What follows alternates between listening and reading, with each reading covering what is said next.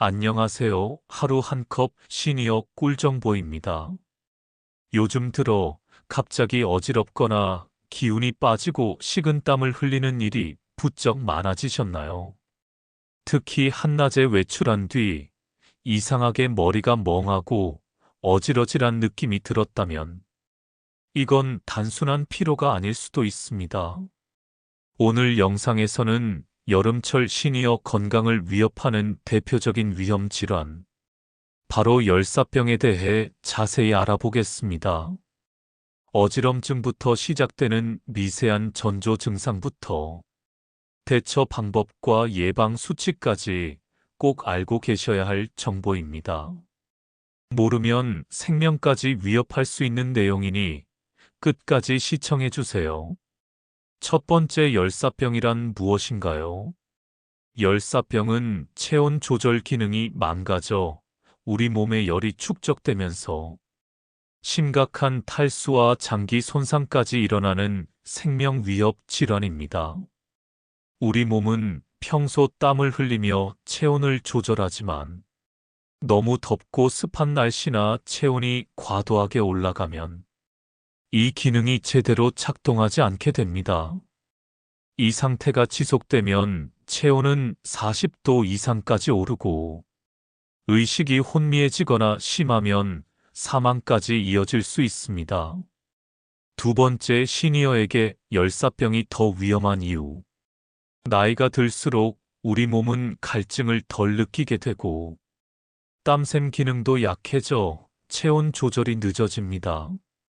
또한 고혈압, 당뇨, 심장 질환 등 만성 질환을 앓고 있다면 더위로 인한 신체 부담이 배로 증가하게 됩니다.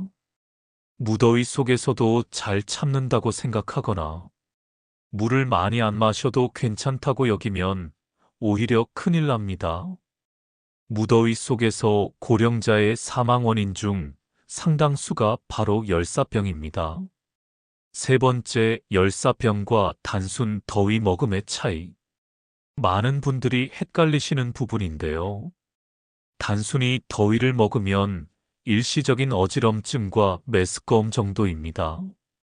하지만 열사병은 체온이 급격히 오르면서 의식 저하, 근육 경련, 심한 두통 등이 동반되고 제대로 응급 조치를 하지 않으면 생명에 지장이 생길 수 있습니다. 따라서 어지럽고 토할 것 같고 땀이 나지 않는다면 이건 이미 단계를 넘어선 위험 신호일 수 있습니다. 네 번째, 열사병의 주요 전조 증상. 시니어 분들이 자주 겪는 열사병의 초기 증상은 다음과 같습니다. 첫째, 갑작스러운 어지럼증과 눈앞이 흐려지는 증상. 둘째, 평소보다 훨씬 심한 피로감과 무기력. 셋째, 식은땀이 나면서 몸에 열이 차오르는 느낌. 넷째, 피부가 붉게 달아오르면서도 땀이 나지 않음. 다섯째, 맥박이 빠르고 숨이 가빠짐. 여섯째, 근육 경련이나 복통, 구토 등. 이 중 두 가지 이상이 나타났다면 더위 탓으로 넘기지 마시고 즉시 시원한 곳으로 이동하고 몸을 식혀야 합니다. 다섯 번째, 열사병이 위험한 시간대.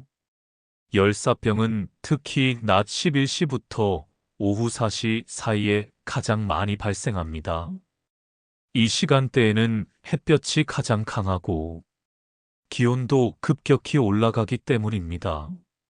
가능하면 이 시간대 외출은 삼가시고 부득이하게 외출할 경우 모자나 양산을 챙기시고 가급적 그늘이나 실내로 이동하시길 바랍니다. 또한 새벽이나 아침 시간 운동도 기온이 이미 올라간 여름에는 주의가 필요합니다. 습도가 높으면 땀이 잘 마르지 않아 체온이 더 올라가기 때문입니다. 여섯 번째, 열사병에 대비한 복장과 준비물. 헐렁하고 밝은 색의 옷을 입는 것이 좋습니다. 짙은 색 옷은 햇빛을 더 많이 흡수해서 체온이 오르기 때문입니다.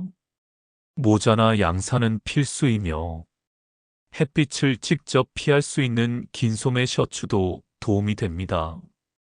또한 외출 시에는 반드시 물이나 이온 음료를 챙기시고 이름표나 비상 연락처를 메모한 카드도 지참하시면 위급 상황 시 도움을 받을 수 있습니다.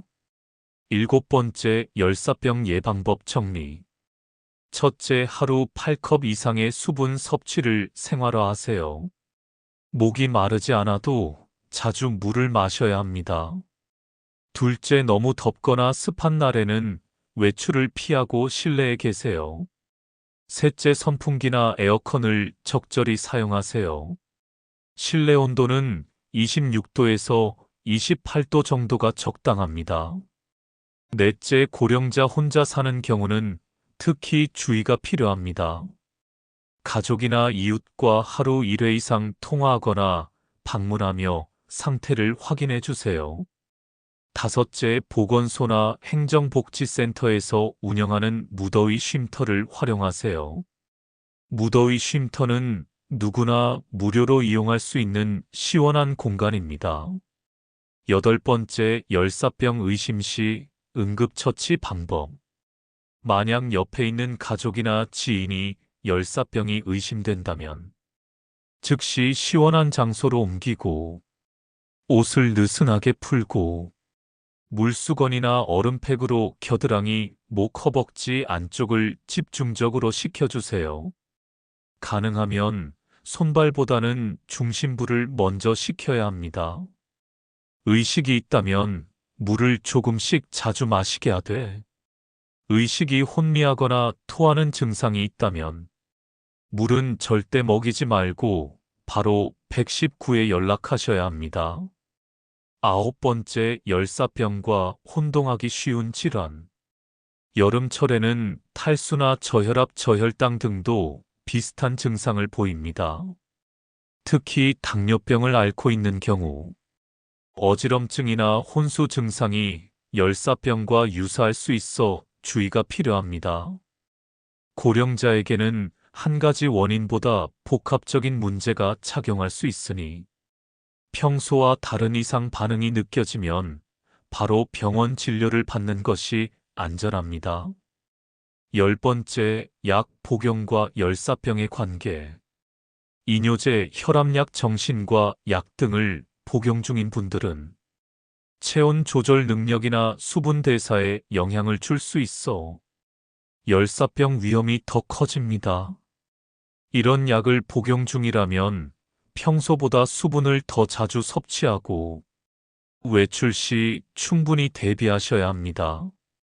또한 약 복용 후 어지럽거나 기운이 빠지는 경우 단순한 부작용으로 넘기지 마시고 의사 상담을 받으셔야 합니다. 11번째, 시니어 맞춤 열사병 예방 수칙 다시 정리. 첫째, 시원한 옷과 양산 챙기기.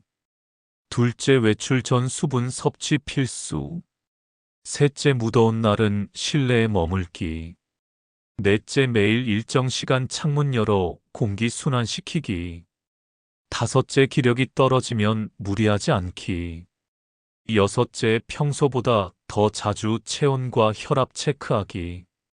일곱째, 증상 발생 시 즉시 응급조치와 119 신고하기. 지금까지 폭염 속 어지럼증 열사병의 전조 증상과 예방 수칙 응급처치 방법까지 함께 알아보았습니다. 어르신들 건강은 한순간 방심으로 크게 흔들릴 수 있기 때문에 늘 대비가 필요합니다. 오늘 영상이 도움이 되셨다면 좋아요와 구독, 그리고 부모님이나 주변 어르신에게 꼭 공유해 주세요. 댓글로 궁금한 점 남겨주시면 다음 영상에서 자세히 다뤄드리겠습니다. 하루 한 컵 시니어 꿀정보 다음 영상에서 또 뵙겠습니다. 감사합니다.